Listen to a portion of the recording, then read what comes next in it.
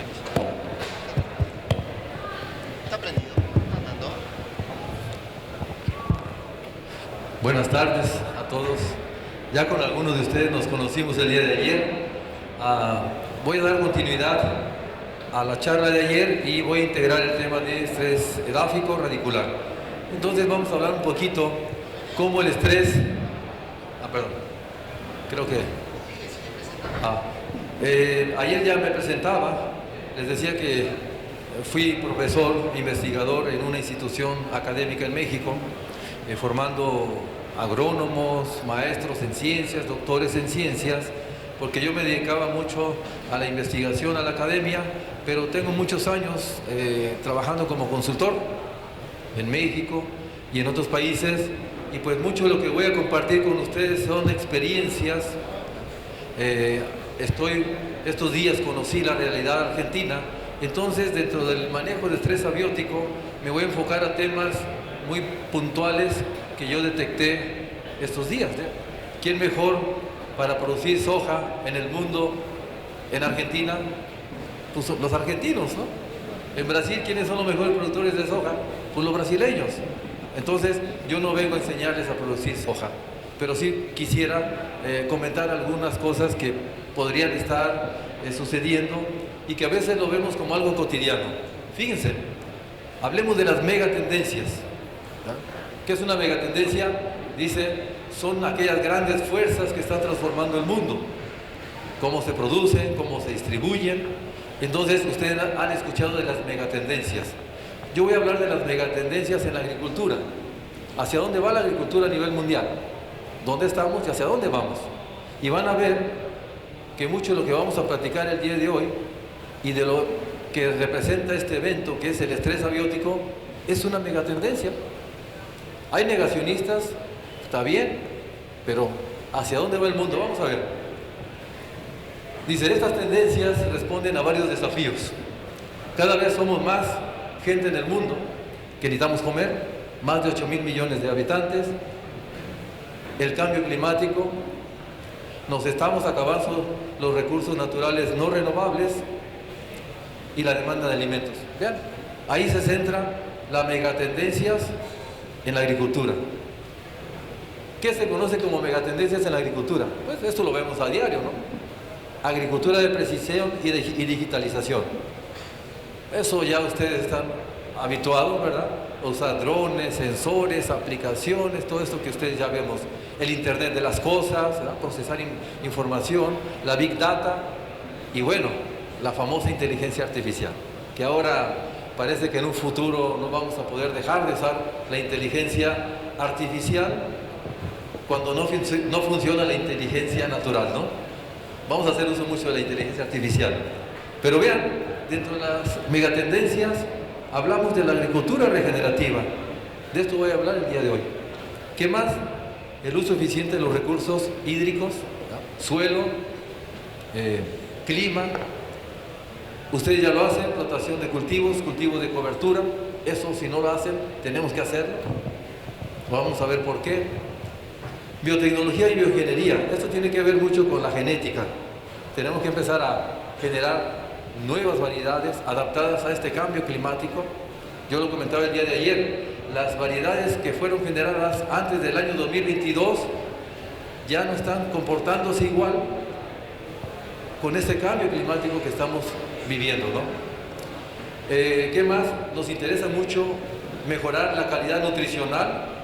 Los alimentos tienen que nutrirnos, no llenarnos, tienen que nutrirnos. Y ahí viene, vean, dentro de estas megatendencias, el tema de estos días, los biológicos, que dentro de los biológicos vienen los bioestimulantes, ¿no? ¿Qué más? La agricultura vertical, es decir, tenemos que producir más en el mismo espacio. Y el cambio climático. Vean, de esto hemos estado hablando ayer y hoy prácticamente, ¿no? Necesitamos una genética, necesitamos producir más en el mismo espacio, necesitamos cuidar los recursos, en este caso el suelo, tenemos que empezar a ver el cambio climático. Entonces, tenemos que alimentar a mucha gente en el mundo y Argentina es el granero del mundo, ¿no? se ha convertido, al igual que Brasil y otros países. Entonces, pues vamos a cuidar el granero. No dejemos perder el granero. En un futuro posiblemente las guerras sean por alimentos, no por territorio o por agua, como está sucediendo. Pero vean, vamos a hablar entonces qué está pasando en el mundo. El año pasado se reunieron en Davos, Suiza, las principales economías a debatir los riesgos globales. En Davos, Suiza. Voy a irme hacia acá. Y vean qué es lo que está generando problemas económicos a nivel mundial. La geopolítica. Ahorita el movimiento Trump, ¿verdad?, ha generado mucha inestabilidad económica en los países, lo sabemos. Está como el riesgo principal. Los conflictos armados, las guerras también están generando muchos problemas económicos. Europa, por ejemplo, que antes recibía energía de Rusia, ahora ya no la recibe, encarecen los energéticos y el productor ya no tiene tanto dinero. Entonces, vean, también ha generado problemas. Y en tercer lugar, el clima. Hace 3 años el problema era las fake news y el clima. Y el año pasado era las guerras y el clima. Ahora es la geopolítica, las guerras y el clima. Pero a largo plazo, vean, eventos climáticos extremos es lo que va a hacer que se tambaleen las economías en el mundo. Y si el clima está generando problemas, pues la agricultura depende del clima, la pesca depende del clima. Entonces está en riesgo, pues, los alimentos. ¿Cómo demostramos que el clima está cambiando? Para aquellos que son negacionistas. Para eso se estudia. Y si creemos en la ciencia, tenemos que entender que hay indicadores que me dicen que el clima está cambiando. Porque a veces no lo percibimos, ¿no? Es que es verano, tiene que hacer calor, pero está haciendo más calor. Es que es temporada de lluvias, tiene que llover, pero está lloviendo demasiado. Y tiene un porqué. Vean, en el año 2024, que fue uno de los años más calurosos del planeta, se rebasó 1.52 grados Celsius la temperatura global con relación a los preindustriales. ¿Qué decimos preindustriales? Desde 1850 se tienen registros de temperatura a nivel global. Entonces, cuando comparamos, decimos los históricos, hablamos desde 1850 hasta el 2026. Y vean, se rompieron récords de temperatura. El clima siempre ha cambiado, lo sabemos. El problema es que nosotros estamos impactando de ese 1.52, nosotros estamos generando 1.36 grados Celsius más de temperatura. El resto es el cambio climático normal. Eso está generando que la temperatura se incremente cada 10 años 0.27 grados Celsius. Y ese calor está generando que se derritan los glaciares, por eso los niveles del mar están subiendo 4.3 centímetros cada 10 años. Pero no solamente está pasando eso, esa agua se está evaporando. Y en el aire tenemos más del 12 o 14%, dicen los expertos, de agua allá arriba. Por eso las lluvias son cada vez más intensas. ¿Qué está generando todo esto? Las emisiones de CO2. Acuérdense, hay muchos gases de efecto invernadero. Los más peligrosos es el óxido nitroso, lo sabemos. Afortunadamente hay poco. El metano es otro, pero es el que menos impacta en la temperatura. Vean, este estudio que se hizo en Estados Unidos en el año 2022, que fue publicado en la revista Nature, se hizo la simulación del clima y los niveles de CO2 en el planeta Tierra. Vean, ellos hicieron la simulación 485 millones de años hacia atrás. Los dinosaurios desaparecieron hace 12 millones de años, fíjense, para tener una noción. ¿Qué encontraron? Lo que ya nos están diciendo, que cuando los niveles de CO2 en el planeta Tierra son altos, hace más calor. Cuando los niveles de CO2 en el planeta Tierra son bajos, hace frío. ¿Qué estamos padeciendo nosotros actualmente? Que los niveles de CO2 en el aire, en el planeta, son muy altos. Por eso, si se fijan, ustedes investiguen cuáles han sido los años más calurosos de toda la historia. 23, 24, 25, y este va a ser también uno de los más calurosos en la historia.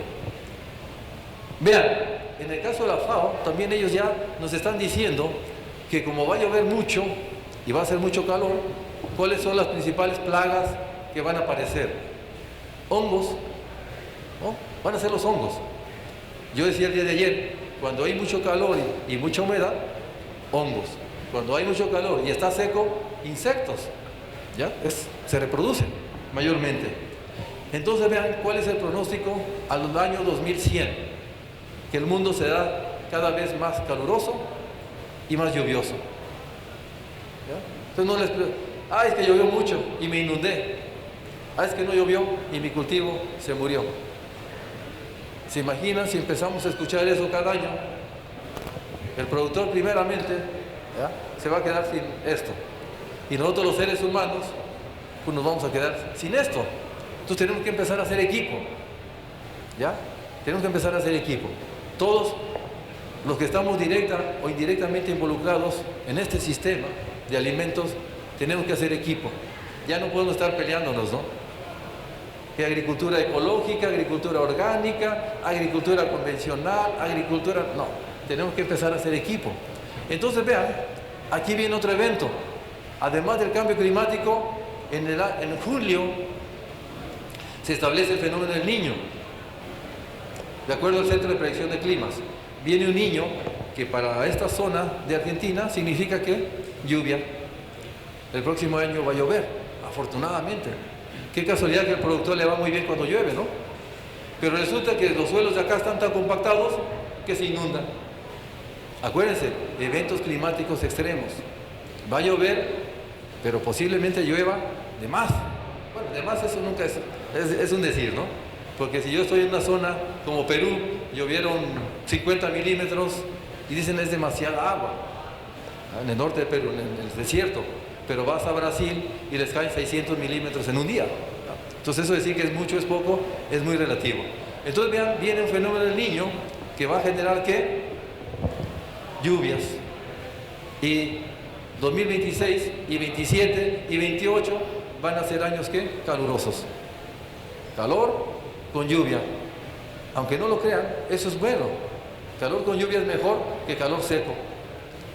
Qué casualidad que cuando llueve y hace calor, esas producciones, la soja, todo el mundo es buen agricultor. ¿Sí? Cuando hace calor y no llueve, todo el mundo está triste. Qué casualidad. Pero vean, afortunadamente, y ojalá que sea así, acuérdense que los años niña eran muy prolongados. Ahora parece que van a ser niño, niña, niño, niña. Eso ya pasó hace millones de años. Estaba leyendo el otro día. Hubo años donde un año era niño, otro año era niña. Es decir, sequía, y otro año era lluvioso, otro año era sequía. Y así vamos a estar. ¿Bien? Pero también tenemos un problema, la degradación de suelos. Dice la FAO que un tercio de los suelos en el mundo están degradados física, o química, o biológicamente, o los tres. Vean por qué hablamos de agricultura regenerativa y de bioestimulación. Es eso. Podemos ayudarle a la planta ¿a qué? A que mitigue el estrés radicular o mitigue el estrés climático. Dentro de este contexto, vean lo que decía Franklin Roosevelt: una nación que destruye sus suelos se destruye a sí misma. Y eso está pasando en el mundo. Somos más de 8.000 millones de gente que necesita comer, pero tenemos un problema de degradación de suelos y un problema de clima. Por eso todo está caro. Empieza a haber poca oferta de alimentos en algunos países. Y eso hace que la inflación también empiece a subir, a subir. Oye, pero la gasolina está barata. Sí, pero los alimentos están caros, ¿verdad? Entonces, ayer ya hablábamos y hoy día hemos estado platicando mucho sobre los diferentes tipos de estrés. El estrés biótico, el estrés abiótico. Y decíamos que también, vean, en el mundo se habla que la pérdida de alimentos por estrés abiótico alcanza actualmente hasta un 65%. Vean, Pablo se quedó corto, creo. Digo 50%. No, por estrés abiótico, bueno, estamos generalizando, ¿no? Pero vean, en el mundo se habla que la pérdida de alimentos está rebasando el 65%. Solamente por problemas de suelo o por problemas de clima. Y los bióticos, que más o menos los controlamos, ¿verdad? Las plagas, hemos aprendido a controlarlas 35%. Entonces vean, por eso es muy común que escuchen ustedes estrés abiótico, estrés abiótico, estrés abiótico. ¿Por qué? Porque es lo que más está dejando menos dinero en el bolsillo de los productores. Y decíamos que el estrés no es malo. Hay estrés positivo y estrés negativo. La planta necesita estresarse para adaptarse y generar flores. El problema es cuando el estrés es negativo. Tira la flor. ¿Ya? ¿Qué sucede entonces cuando la planta se estresa? Miren lo que dice aquí. Todo tipo de estrés abiótico genera ¿qué? Estrés hídrico. La planta, cuando se siente amenazada por falta de agua, exceso de agua, calor, radiación, salinidad, etcétera, lo primero que hace es cierra estomas. A la boca, que está en las hojas, ¿no? Al cerrar estomas, ya no transpira, ya no bombea agua. Y al no bombear agua, tampoco come CO2 y tampoco se nutre. ¿Ya? La planta se desgasta y empieza a enfermarse más. Vean. Es el estrés lo que está generando que la planta sea menos productiva y sea más enfermiza. Y eso está impactando mucho en el productor. Yo hice un recorrido de campo la semana la semana pasada en México, en el norte de México. Nosotros tuvimos una sequía, 23-24. El productor anda golpeado. Sí estuvo todo más caro, pero aún así salió casi tablas. Ahorita se empezó a recuperar y el próximo año viene otra sequía. No hay agricultor que tolere esto, ¿no? Entonces tenemos que empezar a entender esto para ver que sí podemos hacer algo. El problema es que no hagamos nada. Entonces vean, decíamos que a nivel climático, ya dijimos ayer, hablamos mucho del clima y hoy voy a redondear el clima para pasar a ver el estrés radicular. En el estrés radicular, aunque no lo crean, solamente me voy a enfocar al tema de compactación. No voy a tocar tema de pH, nutrición, salinidad, solamente me voy a enfocar al tema de compactación, que es algo que pues a mí me han estado preguntando, ¿qué hago? La solución es descompacta tu suelo. Y muchos me dicen, pero hago siembra directa. El problema no es la siembra directa, el problema es la compactación. Y la lluvia, aunque no lo crean, compacta los suelos. Es algo natural. Si tiene 30 años que no has movido el suelo, se va a compactar sí o sí. Eso lo veo mucho en frutales. Ahí está el frutal. El otro que andaba en Sevilla con citricultores. Una compactación tremenda. Y es lo que me decía el productor, ¿no? Es que mi papá producía más naranja que yo. ¿Qué? Claro, tu papá tenía un suelo menos compactado. Y ahora que se inundaron allá en España, que llovió mucho, están inundados. La alcantarilla está tapada. Haz drenajes, la alcantarilla está tapada. Tienes que tener un buen alcantarillado y un buen drenaje. Sí que existe. Entonces vean, nuevamente regreso a esta gráfica. ¿Qué nos ganamos? Que sí es cierto, tenemos que fertilizar, decíamos, ¿no? Hay que fertilizar. El suelo me aporta nutrientes, pero a veces fertilizamos y no vemos respuesta. ¿Por qué? Pues ya les decía el día de ayer, porque aproximadamente el 5% de las plantas son minerales, el resto es aire y es agua. Y si la planta se estresa, no toma agua y no toma CO2. Y como les decía, eso también, la ley del mínimo también aplica para los meganutrientes, les digo yo, ¿no? La ley del mínimo. La ley del mínimo no solamente es para el nitrógeno, fósforo, potasio, es para el carbono, oxígeno, hidrógeno. Ya están entendiendo lo que genera el estrés, porque el principal alimento de las plantas es agua y es aire. Cuando cierra estomas, ni toma agua ni toma aire, aún teniendo raíces, nutrientes y agua en el suelo. El clima puede generar estrés y eso hace que caiga mi producción. Pero como no medimos nada, tenemos que empezar a medir. No medir cuando ya estoy cosechando. El problema lo podemos ver desde antes. Si vamos bien o vamos mal.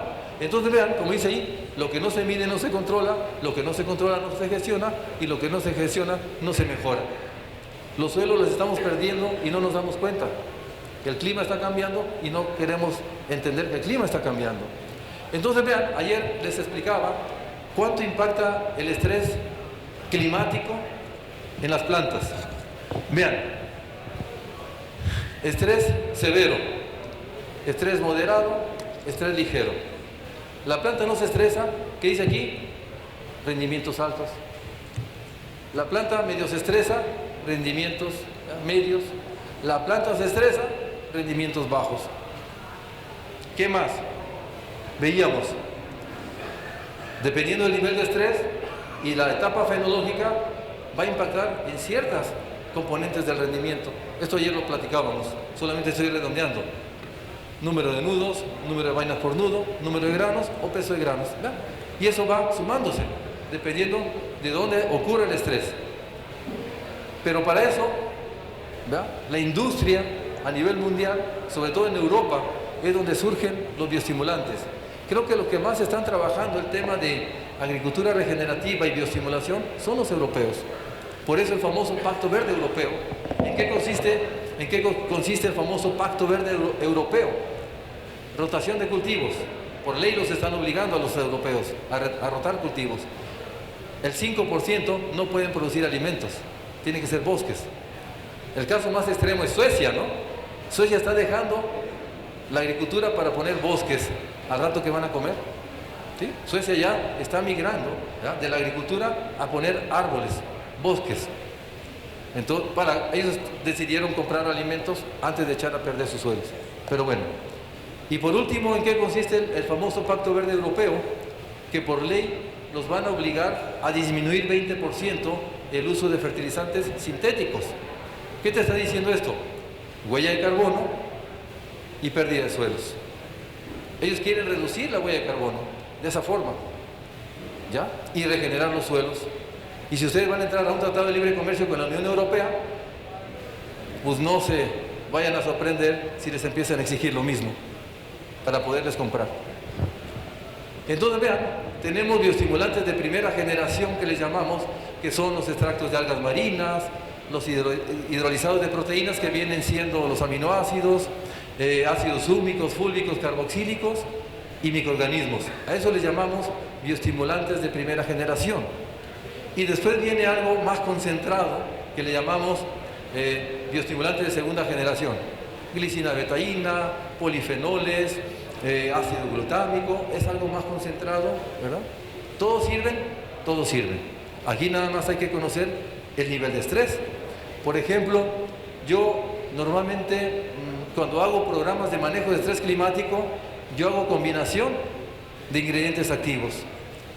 Y también lo hago porque los bioestimulantes de segunda generación muchas veces llegan a ser un poquito más caros que los de primera generación. Entonces el productor pues va a elegir lo más barato. Pero si viene un golpe, una sequía, un golpe de calor muy fuerte, vamos a ver la respuesta muy poca, ¿no? Ahorita les voy a mostrar un ensayo que hicimos en Perú. Entonces vean, aquí comenzamos a combinar, vean, humedad relativa baja, glicina betaína, citoquininas, polifenoles, etc. Entonces vean, aquí van a ver de manera general cómo manejamos el estrés en cultivos intensivos. En extensivos apenas vamos a empezar a entender que la planta se estresa y vamos a empezar a ver que el productor tiene que empezar a ensayar. ¿Cuántas aplicaciones de qué producto? Habrá que ensayarlo. Bueno, aquí ya escucharon muchos colegas que hablaron al respecto. Vean, por ejemplo, aquí este ensayo que hicimos en Perú, eso lo presenté en el Congreso de Bioestimulantes allá en Chile, cuando hablé de bioestimulantes de segunda generación.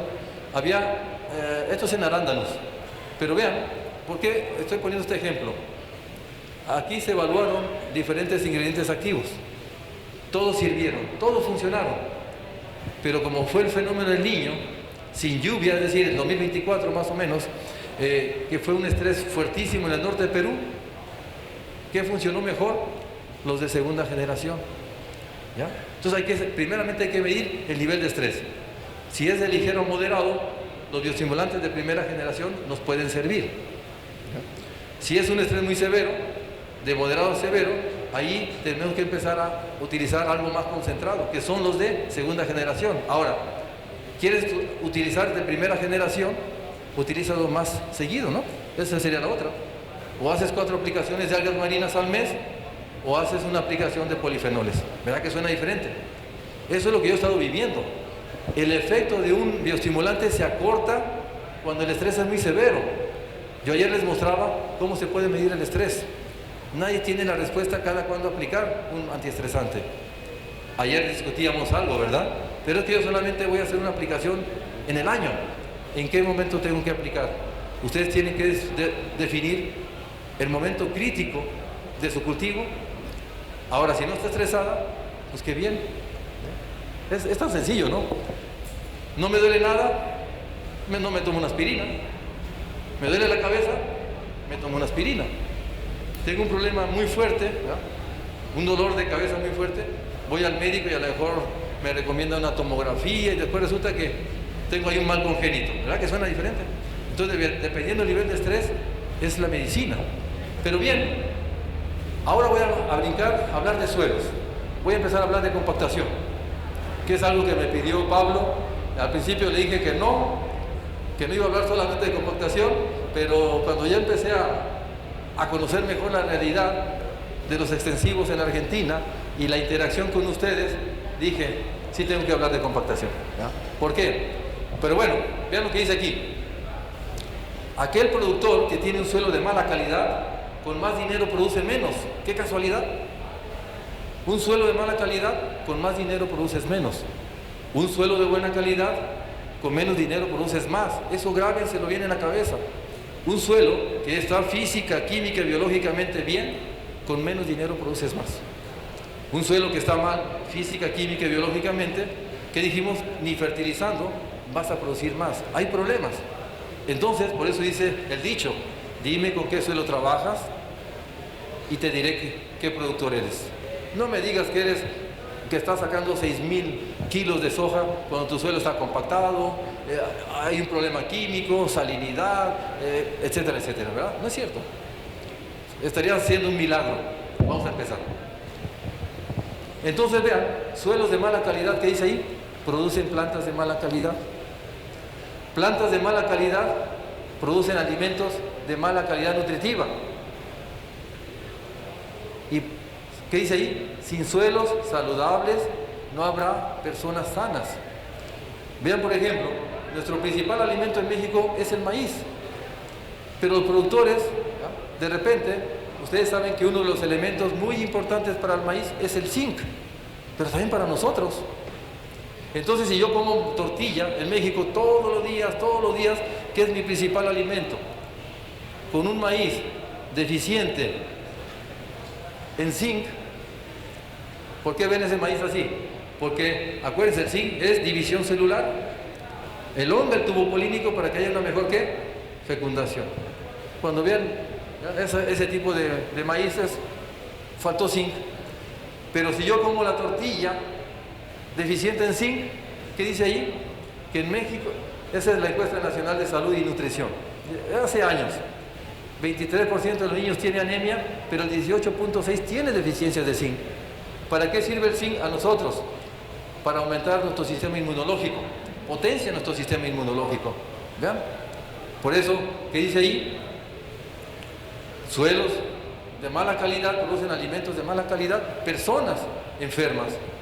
Pero vean, siempre han echado la culpa a la agricultura del cambio climático global, seguramente por las emisiones de CO2, metano, óxido nitroso, pero la agricultura es la solución a la seguridad alimentaria y cambio climático global. Vean, se dice que en el año 2050 va a faltar 10% de alimentos a nivel global por temas de pérdida de suelos y cambio climático, si no hacemos nada. Y somos más de 8,000 millones de comelones. Entonces, ¿qué les dije a todos? Tenemos que empezar a hacer equipo. Dice el doctor Ratan Lal de la Universidad de Ohio, si nosotros lográramos incrementar el 2% de materia orgánica en los suelos del mundo, estaríamos en equilibrio. Es decir, la cantidad de CO2 que se está emitiendo y la cantidad de carbono que habría en los suelos, habría un equilibrio. La huella de carbono sería cero. Emito tanto y capturo tanto. Entonces vean, si ya entendemos esto, ¿por qué no lo hacemos? De ahí viene todo este concepto que es agricultura regenerativa. Hay muchas definiciones. Una de ellas es que la agricultura regenerativa es un conjunto de prácticas agrícolas que protegen los suelos, el agua, la biodiversidad, además de respetar el bienestar animal. Reconoce el papel clave de los productores y el impacto positivo que tienen en la agricultura, pero tiene que ser rentable. ¿Sí? Yo tengo un amigo que me decía, estoy haciendo agricultura orgánica porque le quiero dejar un mejor futuro a mis nietos. Le dije, no es cierto, lo estás haciendo porque te deja dinero. Nadie va a cuidar los suelos y, pues para dejarle un mejor planeta a mis nietos, no. Hay que dejarles un mejor planeta, pero tiene que ser rentable. ¿Cómo defino yo lo que es la agricultura regenerativa? Yo digo así, es un sistema de producción agrícola que consiste en utilizar prácticas sustentables. Lo que ustedes hacen, rotación de cultivos, utilizar abonos verdes, son prácticas que usaban nuestros antepasados. Y tecnologías de última generación. No está peleado lo viejo con lo nuevo.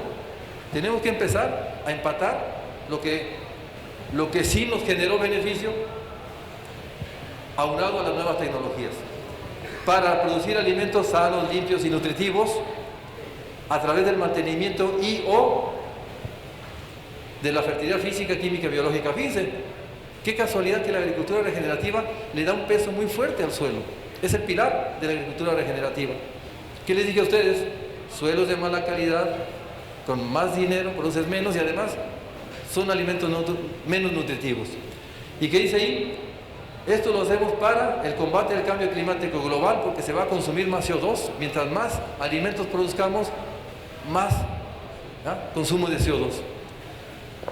Y la conservación del agua, aire, suelo y la salud de los humanos. Es un modelo muy general, donde agrupa lo mejor de todas las tecnologías que hay en el momento.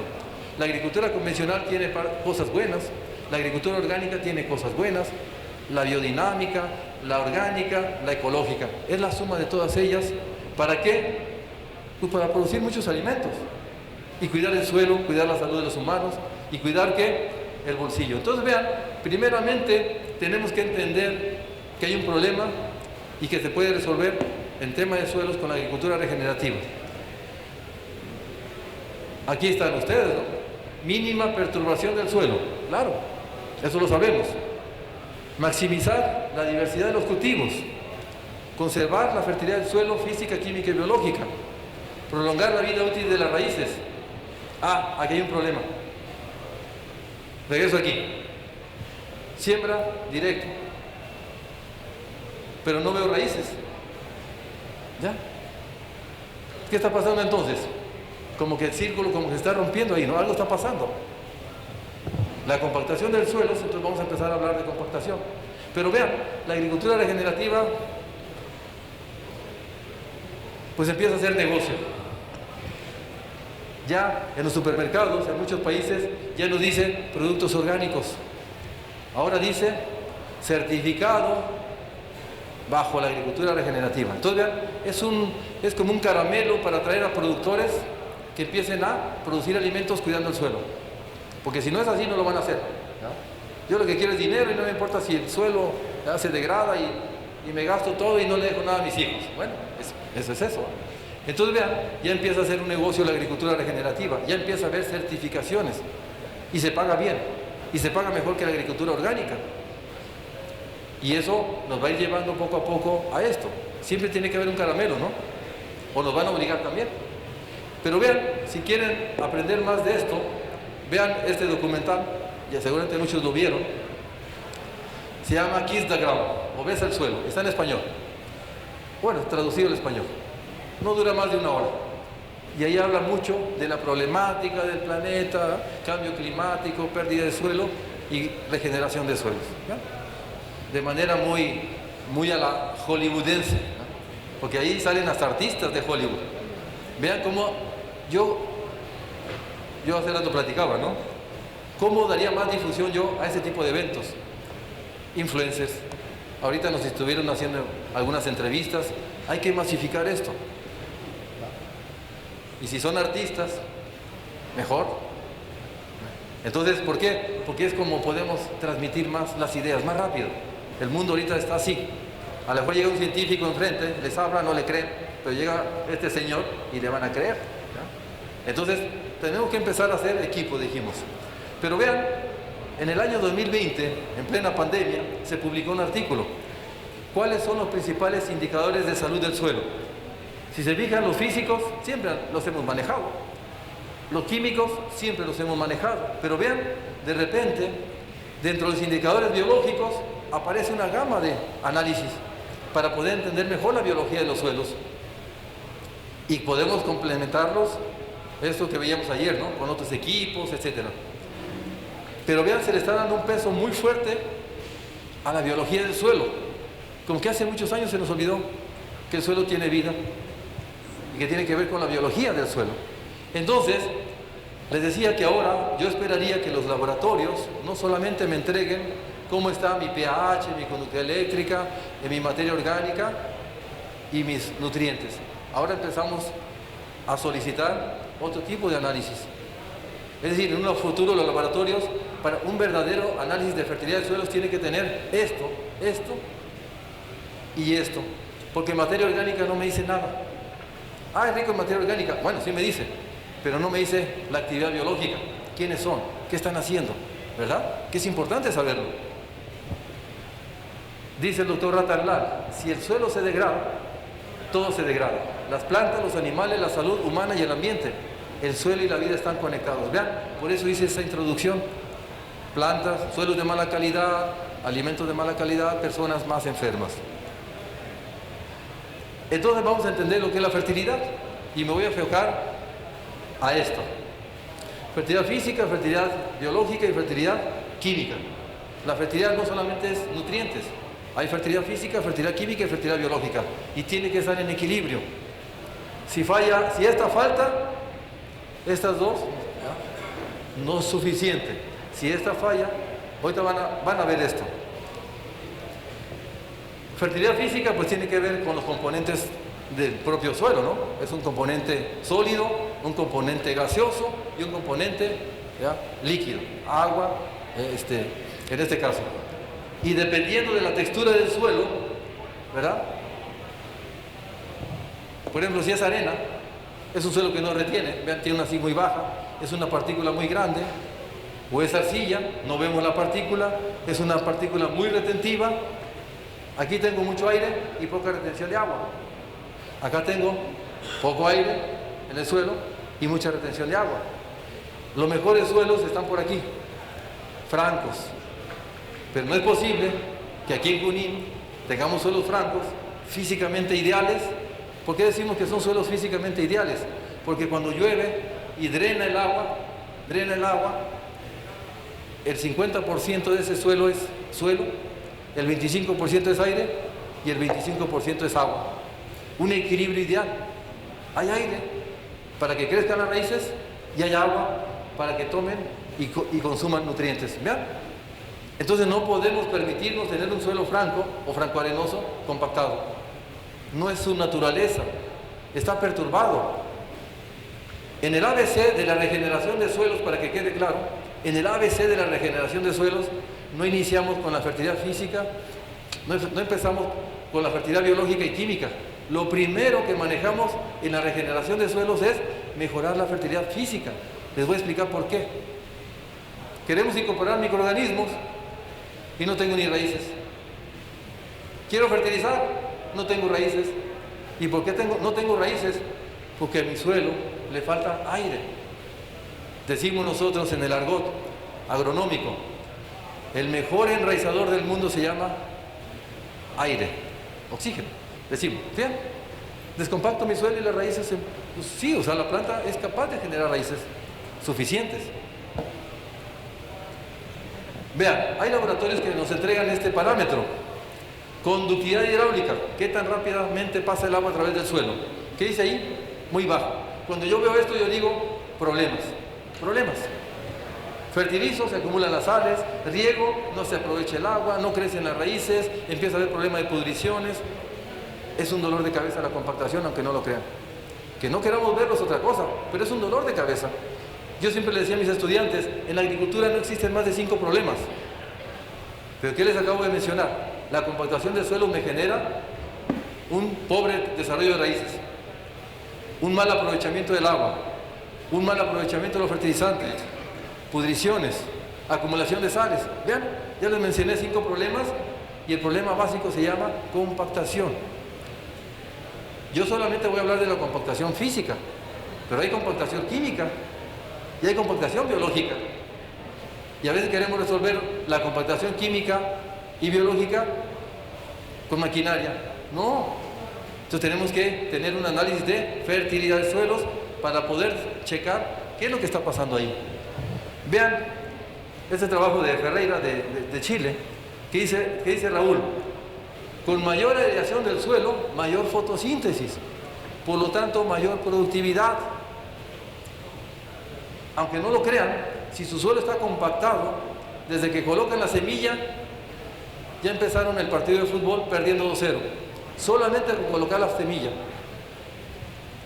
¿No me creen? Vamos a ver ahorita. Ahí está. Nivel de compactación severa. El maíz se pierde hasta más del 40%. Ya de entrada, su capacidad, su potencial genético ya está cayendo. Solamente por poner la semilla, por la compactación.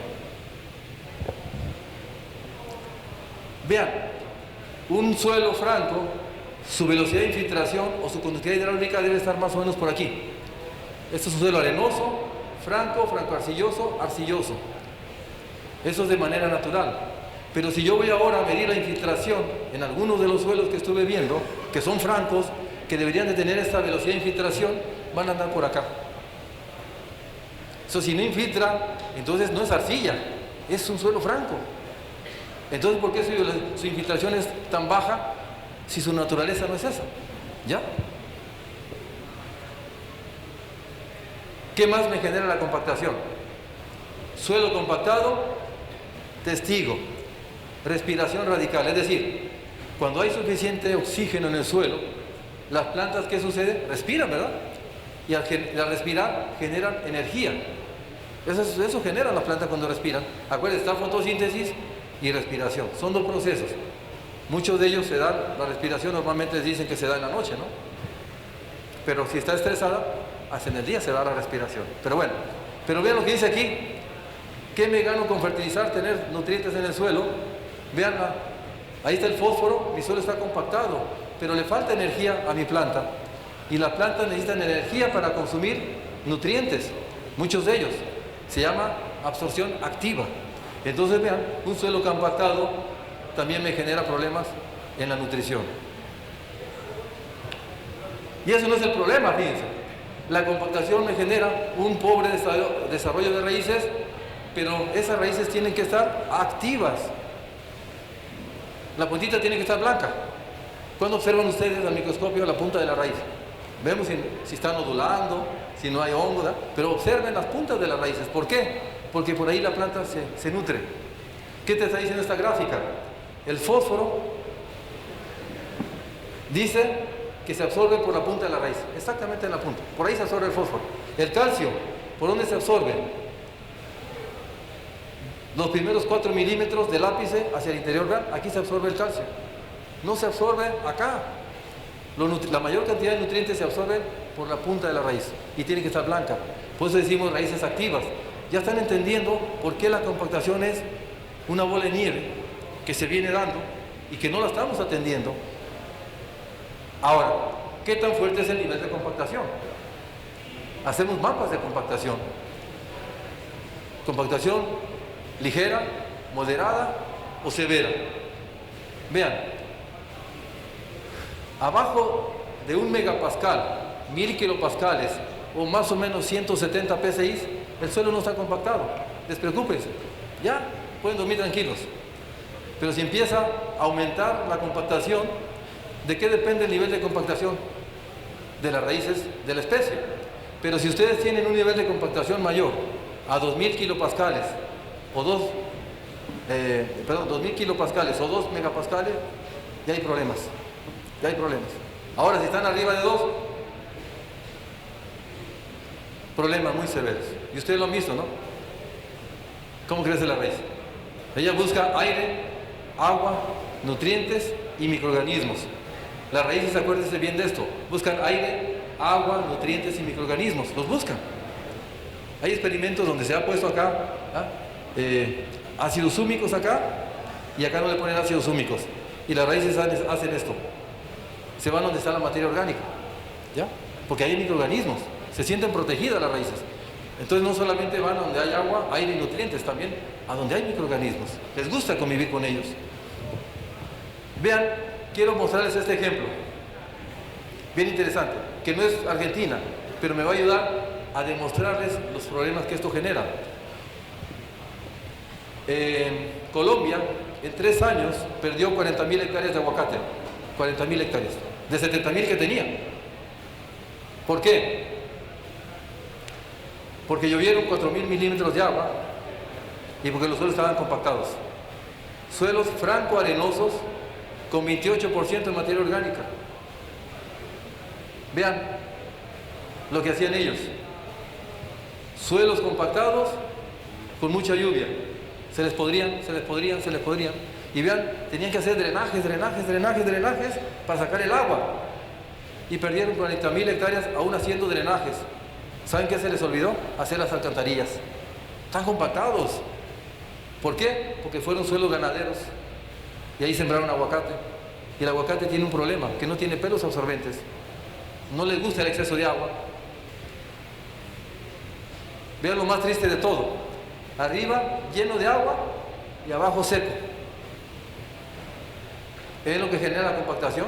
Suelo francoarenoso con 28% de materia orgánica, pero abajo estaba seco, con 4.000 milímetros de agua. Lo único que estaba así era agua, salía por los costados. Pero acuérdense, en las ciudades necesitamos alcantarillas y drenajes. Sus suelos cuando se inundan, o no tenemos drenaje, o no tenemos alcantarilla, o no tenemos los dos. Por eso nos inundamos.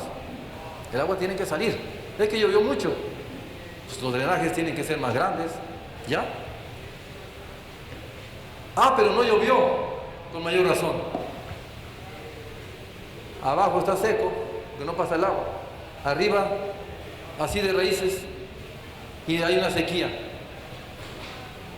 Acuérdense, en las raíces están las citoquininas, que también son antiestresantes.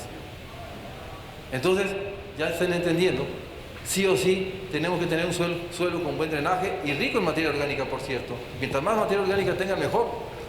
No voy a hablar mucho de la fertilidad química, me voy a pasar a la fertilidad biológica para ir terminando, porque estamos hablando de biológicos. Entonces vean, esto en México nos pasó esto. Productores de maíz, 30 años. Perdimos materia orgánica y se compactó el suelo. Es un proceso natural. La compactación es algo natural. No lo vean como algo, es mi culpa. Bueno, a veces sí, ¿no? Con tanta maquinaria, con tanto ganado. Pero es un proceso natural. Y aunque no lo crean, ya dije, quien compacta el suelo, muchas veces no es ni siquiera la maquinaria, es el agua. ¿Ya? Eso está demostrado. Es una compactación física generada por la lluvia. Está demostrado. Entonces vean, en 30 años se perdieron, se perdió 1% de materia orgánica, pero eso generó un problema de compactación. Por eso vemos que la productividad empieza a caer. ¿Qué hacemos cuando tenemos materia orgánica en el suelo? Ácidos húmicos, ¿verdad? Fúlvicos, huminas. Se potencia o se incrementa la biomasa microbiana. ¿Ya? Se dispara. A mayor contenido de materia orgánica, mayor actividad microbiológica. Pero no solamente pasa eso. Ustedes me dicen que han pasado por una sequía y si mi suelo es pobre en materia orgánica, como algunos que vemos aquí en Junín, vean, a mayor contenido de materia orgánica, vean la humedad del suelo. Se aprovecha, es decir, se conserva más. Pero no solamente eso, la materia orgánica, pues, eso está en los libros. También me da un mejor régimen térmico. Cuando hace calor, está más fresco abajo. Cuando hace frío, está más calientito. ¿Ya? Me retiene más tiempo la humedad. Hay más microorganismos. Tengo mejor crecimiento de raíces. Entonces, el problema no es la siembra directa, es la compactación. Me dicen, es que yo no quiero meter maquinaria. No la pongas. ¿Saben que existen descompactadores de suelo? Los ácidos carboxílicos descompactan el suelo. Los ácidos húmicos descompactan el suelo. ¿No quieres meter maquinaria? Aplica materia orgánica, por llamarlo así. Pues sí, si quieres puedes hacer tu propio compost o como quieras, pero existen descompactadores de suelo y son ácidos orgánicos, son inocuos, no dañas el suelo. Aplícalos, son granulados muchos de ellos. ¿Cuál es el problema? Empieza a llover y empiezan a descompactar. Ahora, si ya estoy diciéndole que hay un problema de compactación, pueden meter cincel cada 5 años, pero háganlo. Si ya pasaron 50, 30 años y el suelo es una piedra y está generando un problema, un dolor de cabeza cuando llueve, cuando no llueve, pues entonces hay que oxigenar el suelo. Fíjense, en algunos casos es tan fuerte el problema que inyectan agua oxigenada. Venden productos, ¿ya? Oxidate y no sé qué tantos, en Fertirriego, porque son suelos tan arcillosos, tan pesados, que inyectan agua oxigenada para oxigenar el suelo. Pero el problema se llama otra vez compactación. Descompacten los suelos y van a ver como por arte de magia la planta otra vez responde, ¿no? ¿Por qué me gusta mucho el tema de microorganismos? Que estoy aprendiendo, yo me apoyo mucho con colegas que saben de microbiología. ¿Por qué? Porque yo la nutrición ahora la hago con microbiología de suelos. Van a ver por qué. Ahí están viendo una serie de microorganismos que son solubilizadores de nutrientes. Vean por ejemplo este suelo. Bueno, va a pasar un poquito hacia adelante. Bueno, más adelante. Ahorita voy a regresar aquí. Algo bien interesante.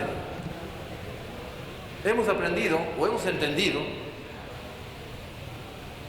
que cuando uno incorpora microorganismos al suelo, acuérdense, hay microorganismos libres que viven en el suelo, pero hay microorganismos rizosféricos que viven con las raíces.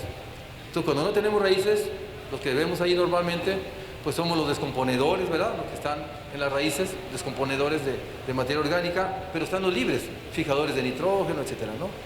Que son libres también. Hay unos que son simbióticos y otros que son libres. Pero bueno, en este caso, vean, quien manipula los microorganismos del suelo es la planta.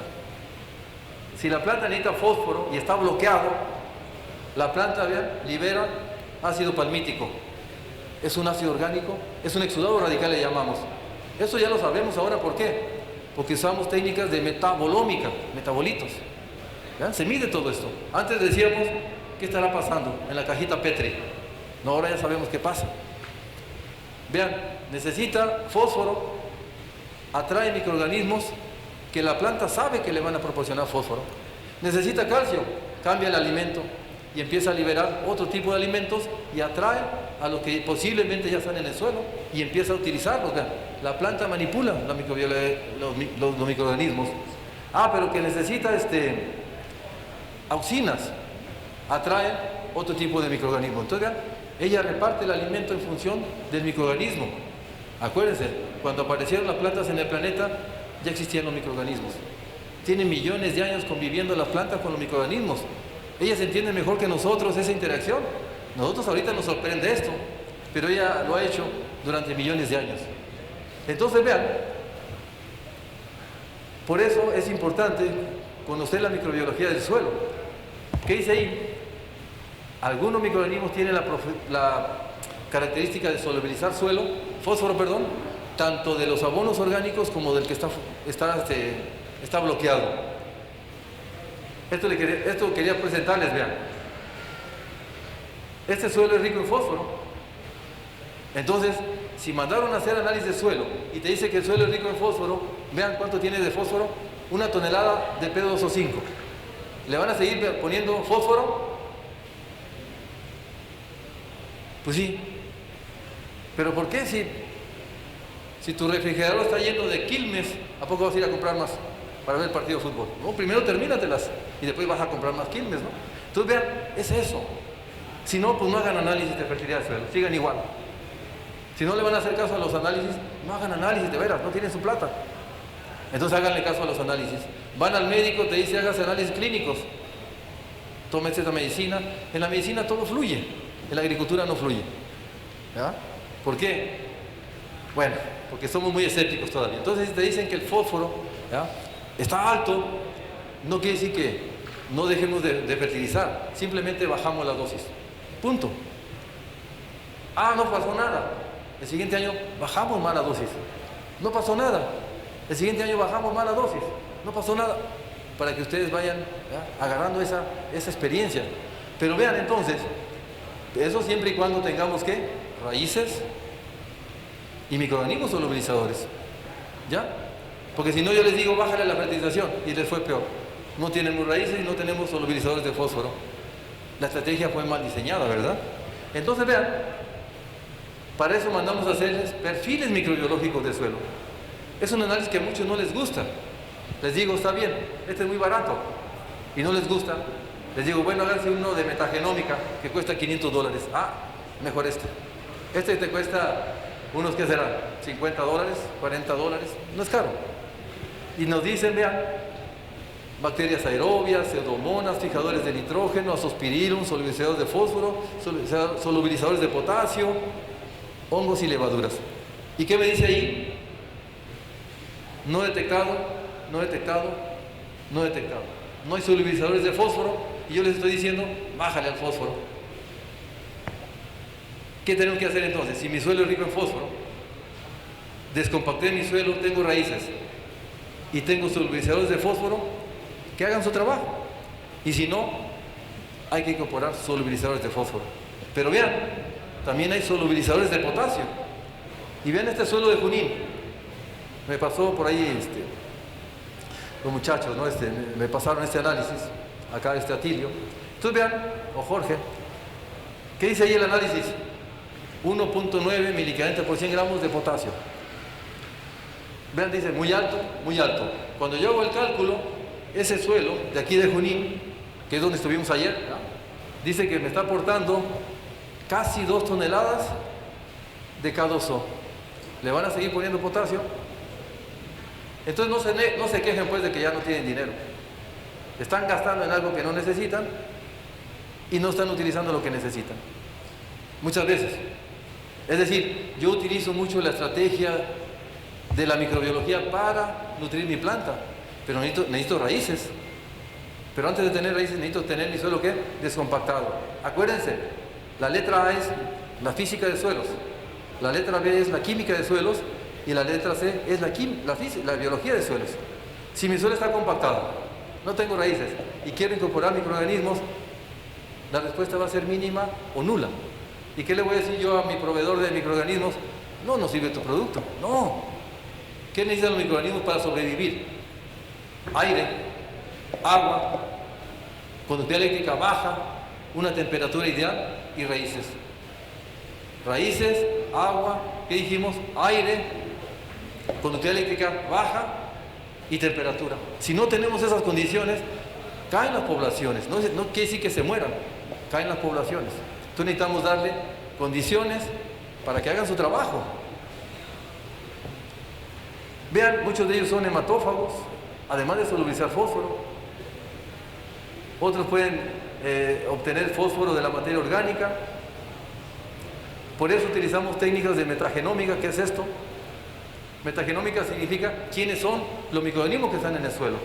Pero es un análisis muy caro, $500. Vean, ahí te dice cómo se llaman, quién es su papá, quién es su abuelo y su tatarabuelo, ¿sí? Conoce toda la genética. A eso le llamamos el ADN del suelo. Pero también está la metabolómica. Vean, en México hay una universidad que se dedica a esto. Se dedicó a colectar suelos de todo el país. Primero lo que hicieron fue caracterizarlos metagenómicamente, crear nuestro banco, ¿no? Como el germoplasma. No, acá es un banco de microorganismos. ¿Por qué? ¿Qué dice ahí? Se llama Colmena ese proyecto. Colección de microorganismos edáficos y endófitos nativos para contribuir a la seguridad alimentaria nacional. ¿Qué quiere decir? Que el futuro de la agricultura va a depender mucho de la biología que tengamos ahora. ¿Sí? Si ya estaban allí, llegué yo, alteré el sistema, metí herbicidas, los maté y por eso vemos que se enferman más, o sea, alteramos el sistema. Entonces, ¿qué estamos haciendo? Colectar microorganismos por todo el suelo, por todo el país. Cepas, porque acuérdense, puede ser Bacillus subtilis, pero si fue traído de Cuba, del trópico, y lo llevo al frío, no sobrevive, ¿no? O no se potencia su efecto. Pero vean entonces, aquí hablamos de la metabolómica. ¿Qué significa metabolómica? ¿Qué sabe hacer el microorganismo? me promueve raíces, ¿ya? Me estimula el crecimiento de raíces, me solubiliza fósforo. Vean que dice ahí, producción de sideróforos. Liberan sustancias orgánicas que me ayudan ¿a qué? A quelatar nutrientes. Vean, por ejemplo, ahí el hierro cuando el hierro está bloqueado, los microorganismos liberan sideróforos, es decir, sustancias orgánicas y quelatan ese hierro y la planta lo aprovecha. ¿Qué dice aquí? Los microorganismos descompactan también los suelos, agregan, van agregando, se van reproduciendo y van agregando suelo y me van generando macroporos y el suelo empieza a descompactarse. Es un proceso muy lento, muy lento. Hay descompactadores de suelos que me descompactan muy rápido y hay microorganismos que me van a ir descompactando el suelo muy lentamente a través de los años. Pero vean algo bien interesante, ya con esto estoy redondeando. Ahora hay una línea de investigación bien interesante que también se está estudiando cómo los microorganismos le quitan el estrés por clima a las plantas. Fíjense. Un ejemplo, Bacillus subtilis libera una enzima que es precursora de la glicina betaína. Y la glicina betaína es antiestresante. O es promotora de citoquininas que son antiestresantes, vean. Por eso viene toda una línea de investigación para usar microorganismos para quitarles el estrés abiótico a las plantas, es decir, estrés por clima. Y bueno, yo con eso termino. Dice así, se han preguntado por qué el ser humano, siendo el más inteligente, es el animal que más enferma. ¿Por qué creen? Porque se estresa. Pero los perros también se estresan, ¿no? Cuando se ponen ansiosos. Ahora resulta que hasta los perros se estresan, ¿no? Ahí empiezan a escarbar. Pues también por eso uno se enferma mucho, por el estrés. Y como dice Hans Selye, que es el padre del estrés, no es el estrés lo que nos mata, es como reaccionamos ante el estrés. Estamos cada vez peor, y a veces el problema es un estrés. Como decía el día de ayer, ¿qué te dice el médico? Bájale el estrés, no pelee con la señora. Claro. Sí, porque de repente uno se estresa, llega a la casa todo irritado. Bien, con eso quiero dar por terminada mi charla. Les agradezco mucho su tiempo y gracias por haber venido. Gracias. Fuerte el aplauso para Prometeo. Si hay alguna pregunta la evacuamos rápido. Estamos todos con hambre. El almuerzo va a ser acá atrás. Aquí, ¿no, Pablo? Están bien estresados. Sí, están estresados por falta de morfina. Algunos no. Eso se ve desde acá. A ver, una pregunta, por favor. Bueno, muchísimas gracias por la presentación espectacular. Gracias. No, lo primero que te quiero decir como reflexión, llama la atención que estén comandando la agricultura regenerativa los europeos, que se comieron todos los suelos y son el peor ejemplo a seguir, ¿no? Por eso. Los americanos también. No, te quiero hacer un comentario por ahí de nuestro país, ¿no? Y a ver cómo nos podés ayudar. Nosotros hace 20 años atrás, productores que ya estaban hace 10 años en siembra directa, se peleaban a ver quién tenía más lombrices en el lote. Hoy ya no tenemos lombrices, ¿no? Como un indicador por ahí medio fácil. Con esto te quiero decir que con la siembra directa pensamos que teníamos agricultura conservacionista por años, ¿no? Y creo que el principal problema que nos ha pasado es que entre todos los que tenemos nos hemos comido la materia orgánica de los suelos. Hoy tenemos los bolsillos flacos y muchos campos en alquiler que cuesta armar los números. ¿Cuál sería tu recomendación frente a esta situación hoy del productor argentino, donde el número comanda y donde, bueno, tenemos una problemática complicada que nos hace tener, sobre todo, compactaciones y pérdida de fertilidad de químicas, biológicas y físicas, ¿no? Miren, yo en México, qué bueno que haces la pregunta, muy buena, ¿eh? Hay un problema, no tengo plata. Bueno, vamos a hablar de plata entonces, ¿no? ¿Cómo generar plata? Yo comentaba hace rato, ¿no? Con algunos de ustedes. Yo trabajé muchos años en México en un proyecto comandado por el CIMI, por el Centro Internacional de Mejoramiento y Maíz al Trigo. La idea era producir 10 toneladas de maíz en todo el país, ¿no? Cuidando el suelo, cuidando el bolsillo del productor, pero volvemos a lo mismo, pequeños productores de maíz, sus suelos completamente degradados, física, química y biológicamente, gente que no tiene plata. Y nosotros diciéndoles, deja los rastrojos para que se incorpore la materia orgánica, vaya mejorando tu suelo. Y nos decían, pero es lo que le doy de comer a mi vaca, para darle leche a mis hijos. Entonces era un círculo vicioso. Yo aprendí algo en Costa Rica. En Costa Rica me acuerdo que la Sociedad Costarricense de la Ciencia del Suelo, una vez, para poder instruir a la población en general de lo importante que son los suelos, me acuerdo que lo citó en un parque y le llamó adopta 1 metro cuadrado de suelo. Así le llamaron ellos, adopta 1 metro cuadrado de suelo. Entonces ellos les enseñaban a hacer lombricompost y todo eso, ¿no? Y ahí la gente aprendía, iba y ponía ellos mismos, y ahí ponían el lombricompost.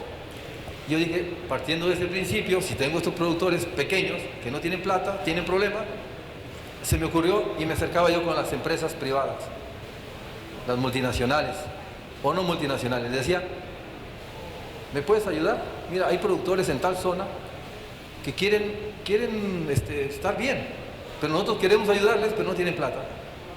Adopta 1 hectárea de suelo. Fíjate, así le llamé, adopta 1 hectárea. Claro, ustedes acá serían 1000 hectáreas, ¿no? Para adoptar, pero bueno. A lo que voy es esto, si ustedes se fijan, hay multinacionales, y lo platiqué hace rato, hay multinacionales que están muy enfocadas a la agricultura regenerativa. Syngenta es una de ellas, Heineken es otra, Frito-Lay.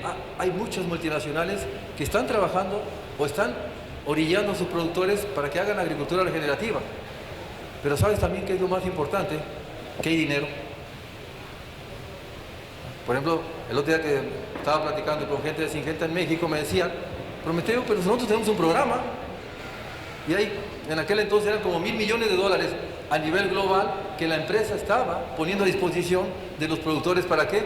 Para que hicieran agricultura regenerativa. Y así como ellos, también está la Heineken, ¿no? Cervecería para la cebada, están las Sabritas o el Frito-Lay para las papas. Entonces, vean, hay dinero. Simplemente tocar las puertas. ¿Qué tengo que hacer? Esa es una. La otra, los bonos de carbono. ¿Quién de ustedes cobra bonos de carbono? Miren, yo vengo desde Buenos Aires hasta acá y lo único que vi fue soja, maíz, maní, y todos esos cultivos están capturando CO2. Y saben que hay bonos de carbono, dinero, gratis. ¿Por qué lo sé? El otro día que estaba en el aeropuerto me encontré uno de mis estudiantes de doctorado y me dijo, doctor, tengo una empresa y me dedico a lo siguiente: voy con los cañeros, que es una industria muy grande en México, que tiene miles de hectáreas, dice, y yo les hago todo el estudio, yo les ayudo a ellos a gestionar, a bajar, y yo lo único que cobro es mi servicio, es decir, el 10 o el 20% es para mí y el resto es para el productor. Él no hace nada, lo único que me presta es sus 10.000 hectáreas para que yo, porque hay certificadores, mira, captura, o sea, es todo un estudio. ¿Y qué hacen ellos? Es lo único que hace es gestionar. Va, cobra el bono, ¿ya?, de carbono, se cobra y le dice al productor, ahí está tu cheque, o al revés, ¿no? Le da el cheque al productor, ahora sí págame mi 20%. A eso se dedican. Hay agencias. Si en Argentina debe haber, si no las hay, háganlas. Hay tanto dinero a su disposición. ¿Para qué? ¿Por qué dije esto? Porque si siguen los suelos compactados, si siguen las plantas estresadas, la huella de carbono se incrementa, la huella hídrica se incrementa. ¿Cómo le puedo mostrar yo a esas agencias? Mira, mejoré mi suelo y capté más CO2. Y ahí está su dinerito, gratis. Cóbrenlo, ahí está. Ya les di 2 opciones. Una, bonos de carbono, y 2, métanse a la página de internet a ver las multinacionales y tienen apoyos para agricultura regenerativa. Vean qué bueno sirven esas pláticas. ¿Por qué?